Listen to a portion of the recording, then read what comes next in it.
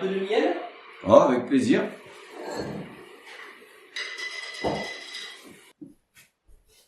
Merci. Oh, autour du feu. Oh, autour du feu. Vraiment, on se voit carrément. Bah ouais. Pour qu'on voit à quel point on est beau.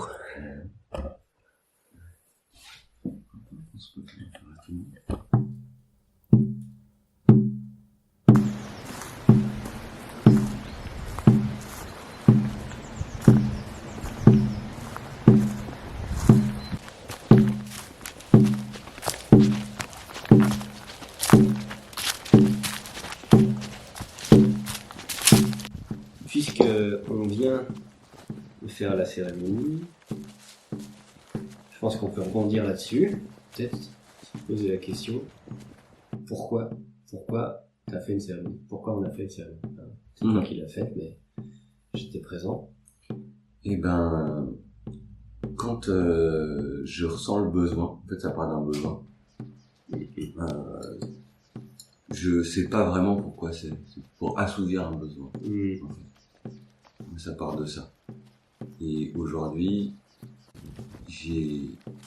en fait, quand ce besoin est apparu dans ma vie, je savais pas vraiment comment le résoudre. Et en fait, j'ai observé et je partais en forêt.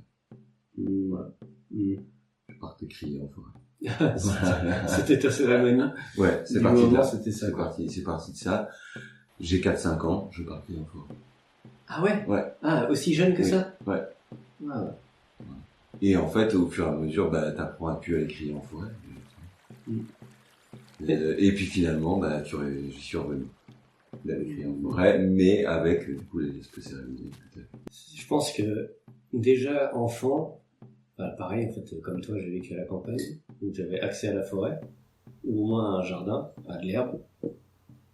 Donc, d'une certaine façon, étant gamin, je pense que j'avais pas le besoin d'aller crier en forêt, parce que j'avais déjà les pieds dans l'herbe en gros. Mes cérémonies d'enfance c'était jouer en fait. Ou c'était, comme on disait plus tôt, c'était se mettre dans la peau d'un personnage. Et moi ma cérémonie c'est aujourd'hui je suis chevalier du Moyen-Âge et je me bats contre les forces du mal et entre amis ou même seul en fait. Et du coup c'était déjà des cérémonies, mais on n'appelle pas, quand un enfant joue, on n'appelle pas ça une cérémonie. On dit c'est un enfant qui joue, quoi. Mais une cérémonie, c'est des adultes qui jouent. Okay. Il n'y a plus qu'à la construire. Là, je suis présent. Oui, j'ai retrouvé des photos de moi habillé en indien, en train de danser, jouer de la flûte autour du feu. Je peux le dire. Et puis un jour, j'ai retrouvé une photo de moi qui était attachée dans une couverture. Et en fait, j'ai appris il y a des cérémonies amérindiennes, les Yuwipi, où l'homme médecine est attaché dans une couverture et doit se détacher. Enfin, les esprits viennent le détacher, etc. Et à ce moment-là, je me suis quand même posé des questions. J'ai regardé tout ce que je faisais de manière innée, intuitive, gamin. Et ce qu'on retrouvait dans certaines cérémonies religieuses plutôt animistes, et je dis en fait, je fais ça de manière innée. C'est en moi, c'est déjà là. Et après le challenge de filmer, de parler de ces cérémonies, c'est peut-être de débrider un peu ce qui est bridé en moi, ce qui est bridé en nous, pour permettre là où à un moment donné on bride, on dit c'est plus possible. Réouvrir des espaces de possibilité de si en fait c'est possible. Ouais, c'est en fait cet espace cérémoniel. De temps en temps on le met dans la matière, comme t'as fait tout à l'heure, mais en fait c'est un espace qui est toujours présent à l'intérieur de nous. Et on peut l'appeler l'enfant intérieur en fait, cet aspect cérémoniel. Où quand on regarde les enfants jouer, tu vois, quand ils sont vraiment très jeunes, il y a une forme de présence et de connexion avec tout ce qui est là, tout ce qui est autour d'eux, qui est incroyable. Il pleure, il crie, il joue, il tombe. Ouais. Il rigole. Ouais. Il fait des gestes improbables. Ouais.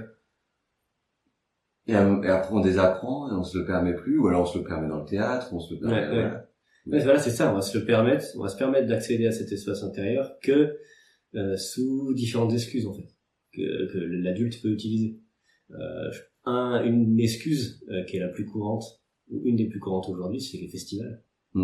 D'écouter de la grosse musique trance qui ressemble étonnamment au rythme du tambour, et de se déguiser et partir dans des états de conscience modifiés avec des substances. C'est clairement des cérémonies, quoi. C'est des cérémonies avec 1000, 2000, 10 000 personnes, mais c'est ça. Exutoire. Et là, c'est permis et tout le monde le tolère parce que tout le monde est dans le même rôle. Tout le monde vient sous la même chapelle, en fait.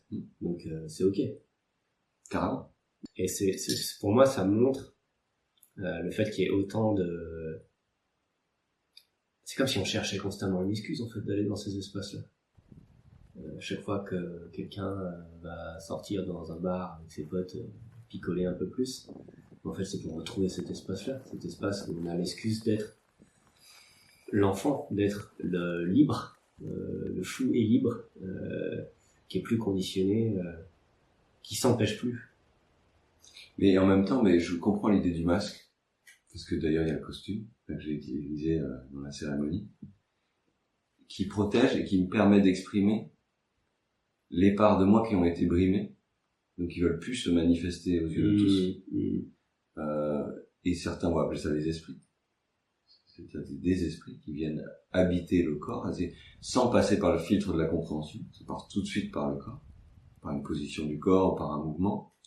On dit ok, on lâche tout, on fait n'importe quoi, il y a une forme de je me cache, je peux me désinhiber, mais je prends pas de drogue ou d'alcool, juste je me désinhibe par le fait de mettre un cadre qui est mon costume, et à partir de ce moment-là, je lâche et je me permets de ressentir ce que peut-être je me permets pas de ressentir parce que socialement c'est pas cool, parce que je vais passer pour quelqu'un qui gère pas ses émotions et tout ça. Il y a beaucoup de trucs de gérer ses émotions. Pour moi, dans les cérémonies, on gère pas ses émotions, on les accueille, on les prend plein de poire et on les laisse passer. Après, il faut de la vigilance, tu vois. On était sur une falaise, j'ai bien regardé où était le bord de la falaise et je me suis dit, ok, ton espace de cérémonie, j'ai visualisé un cercle et que je me mets une limite. Je me dis, même si je pars dans un trip ou dans un délire, je sortirai pas de cet espace-là qu'on a cadré avec la caméra. Ouais. Même chose que tu fais quand tu vas raconter des contes. Tu délimites ton espace à toi, dans lequel tu es libre. Il y a un petit symbole, c'est que quand je raconte un conte, je mets mon tapis au sol. Et je m'assois dessus et je dis, mon conte, je le raconte, qu'il y ait 10, 15, 20, 30 personnes ou une seule personne. Je mets la même intensité, je mets mon cadre. Je remplis mon cadre, je dépasse pas. Tout à l'heure, j'ai mis mon cadre sur moi. C'est une espèce de fourrure. Voilà. Et donc là, j'ai un cadre complet. Je vais plus loin que dans le conte. Le conte, c'est on ouvre des portes, on imagine des choses. Et dans le chamanisme, on les incarne. Dans les cérémonies, on les incarne. Plus loin qu'invoquer l'archétype. Tu deviens l'archétype. On le prend, quoi. On l'incarne.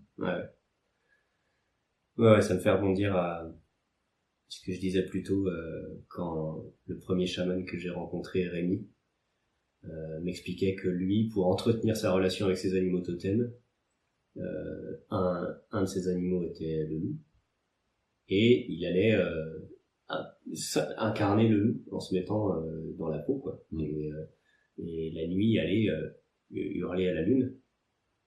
Et c'est du coup ce que j'aurais essayé de faire, c'est pas ce que j'aurais essayé de faire, je l'ai fait par pure curiosité au début, en fait, de me dire ok, si je veux aller à la rencontre d'un espace intérieur, qui a été le renard, je vais suivre le conseil de ce chaman et d'aller me mettre dans la peau. Et j'ai passé, peut-être 3 heures, je pense, à marcher dans les bois, à moitié à 4 pattes, à moitié debout, tu vois, sans oublier mon humanité, mais en me mettant vraiment dans la peau de cet animal. Et en fait, j'aurais passé une après-midi de cérémonie de rencontre avec l'esprit du renard, ou cet espace que le renard représente à l'intérieur de moi. Et c'était vraiment puissant, parce que c'était à la fois moi adulte, donc qui enlève ses conditionnements de adulte dans la société actuelle. Tu verras pas quelqu'un faire ça dans la rue, a priori.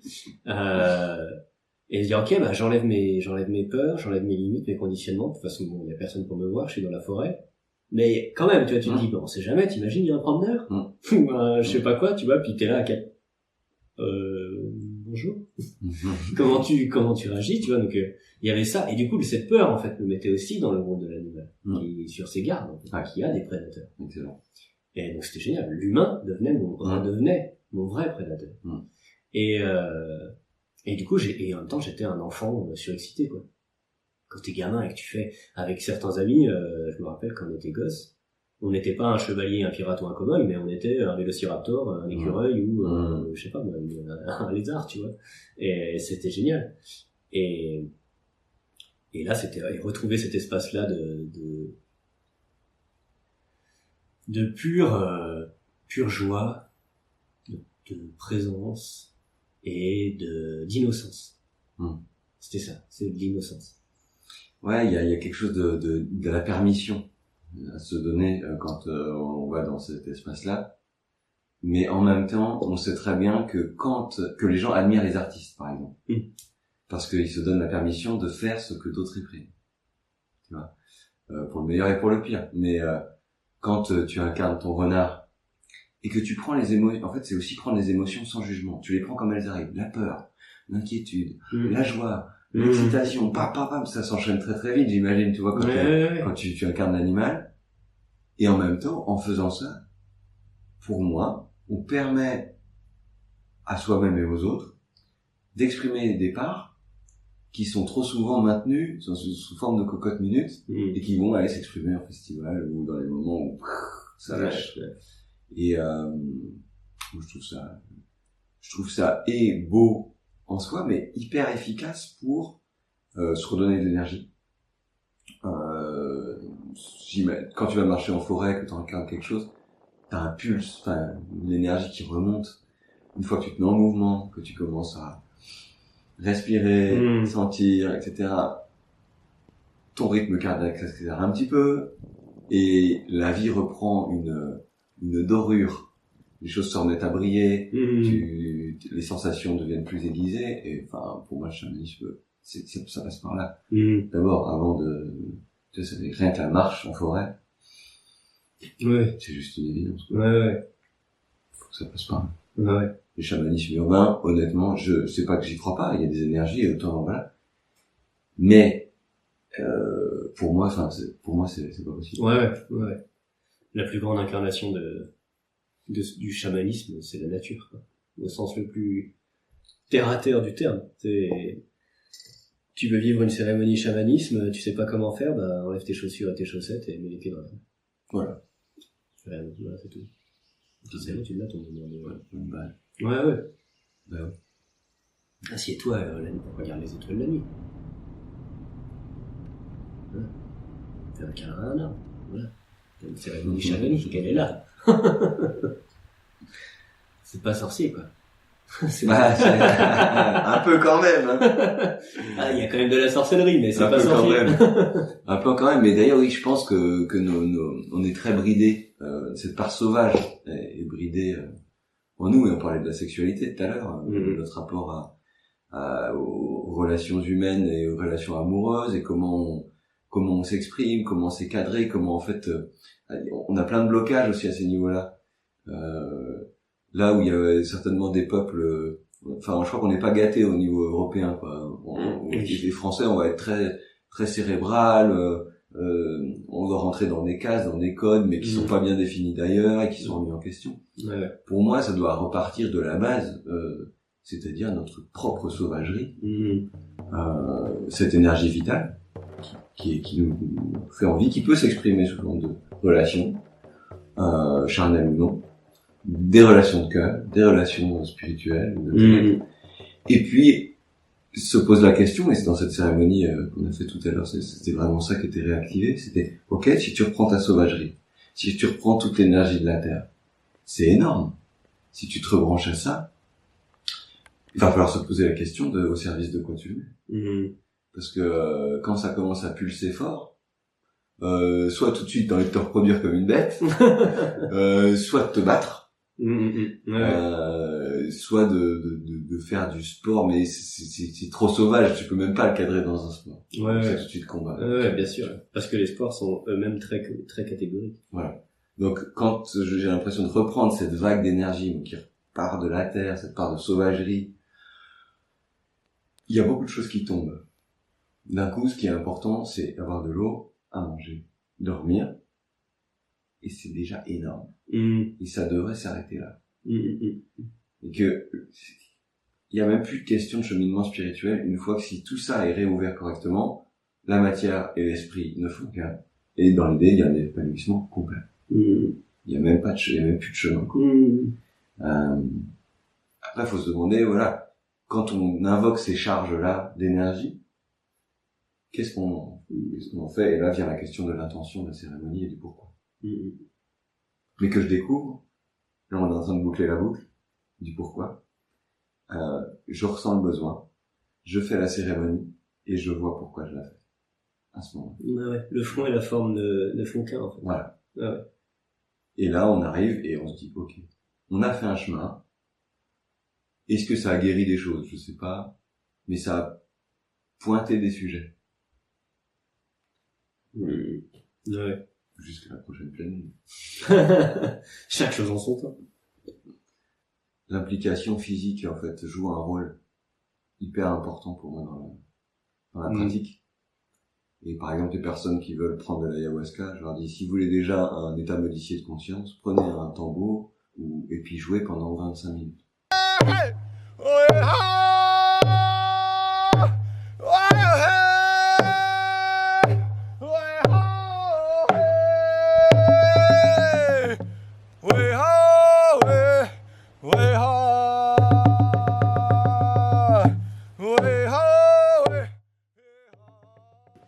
Le fond, en réalité. 25 minutes, c'est long, la cérémonie qu'on a faite, il y a 10 minutes, c'est déjà intense. Si tu fais 25 minutes de tambour à fond, en engageant le corps, tu peux mettre un jour de repos, quoi. Si tu veux vraiment la force. J'ai vu dans ma pratique de la méditation et ma pratique du tambour une grande similitude. C'est qu'au bout d'un moment, le mental qui veut comprendre, il cherche plus à comprendre. Et ça fait tomber la barrière. La même barrière, en fait, qu'on enlève quand on met le costume, ou quand on va jouer une pièce de théâtre, ou on va danser. C'est qu'il n'y a plus besoin de comprendre, puisqu'en fait, on a enlevé les cases, on a enlevé les codes. Du coup, on se retrouve dans un espace où la compréhension n'a plus de rôle à jouer. Et en méditation, c'est pareil. En fait, t'es dans ta position, t'es en tailleur. Donc les 10 premières minutes, ça cogite dans tous les sens. Tu te demandes pourquoi t'es là. Tu te dis mince, j'ai oublié de faire la vaisselle. J'ai mon linge à étendre et j'ai oublié de rappeler ma mère. Et en fait, au bout de 10-15 minutes, il y a toujours ces pensées-là, mais elles ont plus de rôle. Elles ont plus de place. Et elles deviennent juste ce qu'elles sont par nature, c'est-à-dire juste des pensées qui ne modifient pas notre source. Et du coup, en méditant, on arrive en fait progressivement à voir que toutes ces choses qu'on prenait pour être en notre réalité ne sont au final que des modules de l'esprit. Donc on vient vers une forme de source. Et en prenant le tambour, et c'est d'ailleurs ici que je pense que j'aurais fait mes plus longues sessions, de frapper le tambour et de chanter au hasard, en n'ayant aucune idée de ce que je fais, en dansant n'importe comment, et au final il y a un genre de tac, tac, tac, de rythme qui se met en place sans que je le décide. Encore une fois là, c'est du coup on repasse par le corps, et c'est le corps qui va non pas essayer de s'adapter au mental qui dit attends il faut plutôt faire comme ci ou comme ça, mais c'est le corps qui finit par dire hop, ça c'est le rythme. Après toi, là-haut, tu le suis. tu vas le suivre. C'est pas tu dois le suivre, c'est tu vas le suivre. On est en train de revenir à ça. C'est-à-dire à l'intelligence organique du vivant. Ouais. On est obligé de toute façon d'y revenir. Les conditions environnementales et matérielles nous y poussent. On va être obligé de repasser par la conscience qu'on est des êtres vivants. Ça paraît simple. Mais en tout cas, dans mon expérience, j'en avais pas conscience autant que maintenant. C'est-à-dire, je suis comme une plante. Je suis habité par la même source de vie. Et c'est elle qui décide. Et mon mental, à ce moment-là, mes ambitions d'humain, ne sont qu'un outil d'intelligence et de questionnement pour que c'est comme un conseiller. Il y a l'énergie de vie pour moi qui pousse à l'intérieur. Le mental est là. Et donc, le mental va dire, bon, voilà, l'énergie de vie, voilà les conditions extérieures. Je vois ça. Maintenant, c'est pas lui qui va prendre la décision, en réalité. Ouais, c'est la métaphore de la parabole, quoi. Et c'est, avec mon premier enseignant, c'est ce qu'il expliquait dans ses premiers enseignements, c'est de dire, mais en fait, notre cerveau, notre esprit, c'est une parabole. Donc, il capte et il émet des signaux. Mais c'est tout, en fait. C'est pas lui qui a la compréhension. Non. Lui, il reçoit des signaux et il en émet. Et il avait donné un exemple que pendant une méditation qu'il encadrait, pendant un stage vipassana qu'il encadrait. Donc lui, il était chargé d'encadrer, donc il marchait autour des méditants pour observer, rester présent avec eux, les faire revenir à leur respiration si besoin. Et à un moment donné, il regarde une personne et la personne fait ça. La personne à sa gauche fait ça, et la personne encore à sa gauche fait ça. 3 personnes d'affilée qui font le même mouvement, sans se voir, puisqu'ils étaient tous les yeux fermés. C'est pour remontrer en fait que les différentes énergies, et le mental en fait partie, elles circulent. C'est des circulations d'informations. Mais la source de tout ça, c'est elle qui anime. C'est elle qui, à la fois, comprend, dans le sens le plus basique du terme, comprend dans le sens elle vit ce qu'elle est, et qui en même temps met en mouvement tous ces flux sans que le mental lui puisse s'agripper ou repousser. C'est les comme on appelle les synchronicités ou les coïncidences. Ça nous échappe, c'est-à-dire que le mental constate. Pour préparer cette cérémonie, j'étais en forêt, je cherche un lieu où je me tiens, un lieu de prière. Et j'entends à l'intérieur de moi, à l'intérieur, j'entends cet arbre-là, assieds-toi. Donc je m'assieds à l'arbre et je me dis, mais il est nul cet arbre, enfin, il y a rien, l'endroit est nul, c'est penché, il y a rien de mystique. Et à ce moment-là, les sangliers arrivent. Plein de marcassins arrivent, juste à côté de moi, et me regardent. Et là, je me dis, voilà, tu l'as ta prière. Si tu veux pas l'avoir, tu veux pas l'avoir, mais est-ce que tu vois que une chose en toi savait que c'était le bon endroit. Bon. On fait la cérémonie, on regarde les premiers rushs, et tu me dis, t'as vu sur l'arbre, il y a les 3 couleurs de ton costume. On l'a pas vu avant. Non. On constate. Ouais. On constate que, en se brochant à ça, il y a une forme d'harmonisation qui se crée. Jusque dans la matière. Est-ce qu'on le savait d'avance, mais qu'on le savait inconsciemment, et que du coup ça remonte à l'inconscient? L'information était là. Bref, on constate, quoi. On voit bien qu'on a un temps de retard. Et ça, j'adore cette idée que, en fait, l'intelligence du présent est là, et ce qu'on voit, c'est toujours du passé. Ce qu'on ressent, c'est le présent. Ce qu'on voit, et avec ce qu'on analyse, ce qu'on comprend, notre analyse, c'est toujours passé. On est toujours décalé. Donc le chamanisme, c'est revenir dans le présent. Comme la méditation, c'est revenir dans le présent. Et c'est vraiment aussi, c'est très zen, en fait, comme approche. De toute façon, les choses se passent. Que tu les comprennes ou que tu les comprennes pas, elles sont ce qu'elles sont. Alors, t'as beau essayer d'analyser ou forcer le mental à contrôler, comprendre et agripper ce qui se passe, tu pourras pas. C'est déjà trop tard. Parce que, à partir du moment où tu rentres dans la compréhension, tu rates le moment présent. Et la compréhension existe, la vraie existe dans le moment présent. Donc évidemment, on a toujours un point de retard. C'est génial. Et du coup, en fait, on m'aurait expliqué ça, tu vois, il y a quelques années, j'aurais flippé. Que ça voudrait dire, mais en fait, je peux rien contrôler. Mais maintenant, avec le recul et avec ma propre pratique, mais qu'est-ce que c'est une bonne nouvelle? De se dire, j'ai rien à contrôler. J'ai rien à comprendre. Tout est là. Tout se fait. Je peux rien modifier. En tout cas, il y a une forme de satisfaction pour moi quand on fait ce genre de cérémonie.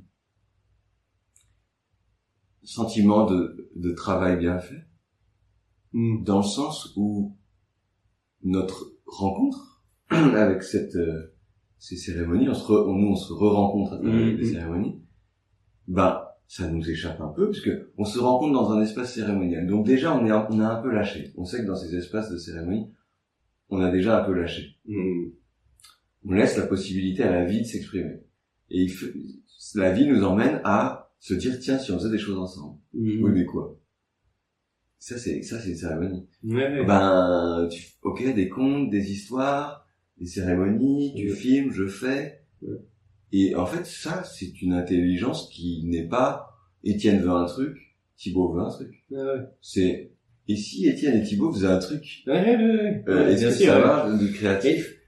C'est comme si on avait, en fait, on vient se brancher sur un canal, qui est là. Et qui semble évident. Et qu'on voit comme étant évident parce que justement, on vient se brancher dessus. Donc on a juste, à l'origine, en fait, une petite intention qui dit, je suis chaud, ça me botte. Et ensuite, tac, et on voit tout ce qui se met en place de façon complètement naturelle, qui vient à chaque fois revalider le truc de, c'est bien, c'est toujours aligné avec toi, toujours aligné avec ton intention de départ. Lui en face, c'est pareil. Donc tous les deux ensemble, nickel, je dirais que ça marche bien. Il n'y a pas de, oui, mais je sais pas, mais non, parce qu'on voit que les choses se font toujours au bon moment, quoi, sans qu'il y ait de... C'est là où moi je me dis, en fait, peu importe ce qu'on fait, c'est avec quoi on est branché. Il y a des gens, des magasins où j'aime pas du tout aller. Et il y en a, je sais pas pourquoi, c'est méga ouvert. C'est super tranquille pour moi d'y aller. Et pour moi, c'est une question de suivre cette intelligence qui dit à un moment donné, oui, plus par là. Oui, plus par là. Et c'est pas forcément, tiens, je choisis une voie, je vais faire telle chose, tel métier, telle activité. Non, le flux va être un peu plus organique, un peu plus intelligent. Il va dire qu'il y a des nuances. Tiens, on va faire une vidéo avec Thibaut, on va faire un truc, on va en parler, on sait pas trop où on va, mais en même temps, c'est super fun. Le moment est cool, l'exploration est chouette, et je sens que ça va créer quelque chose qu'on n'avait même pas prévu, qu'on avait un peu envisagé, en disant waouh, qu'est-ce qu'on fait là, mais ça va créer un support qui a une vibration, qui a une charge de ce qu'on y met, même si on l'a pas encore nommé. Effectivement, elle sera plus c'est vrai que nos rapports semblent toujours nous mener plus loin. Toujours un peu plus, toujours un peu plus. Et c'est pour moi à ça qu'on reconnaît un branchement sain. On est branché sainement à des choses qui nous bottent et qu'on fait ensemble. Ça nous botte tous les deux. Et qu'on a envie de le partager. Parce que ça nous botte aussi. Ouais. Et puis, et comme ça, en fait, ça crée une espèce de synergie qui nourrit les envies des autres. C'est vraiment un feu, c'est un feu. C'est un feu, comme le nom de ta chaîne, plus on va y mettre, plus ce truc va grandir. On est attiré par le feu, quoi. Mais bien sûr, on a envie de se rassembler. C'est chaud. Tout le monde a envie de se rassembler autour de la chose. Et à partir de ça, on verra où ça nous. Mais les ateliers et tout, peut-être des futurs ateliers, comment faire? Comment choisir? Pareil, même chose. C'est la suite. Un moment présent après l'autre. Excellent. Merci, Thibaut. Merci beaucoup, Étienne. Au top. Trop bien.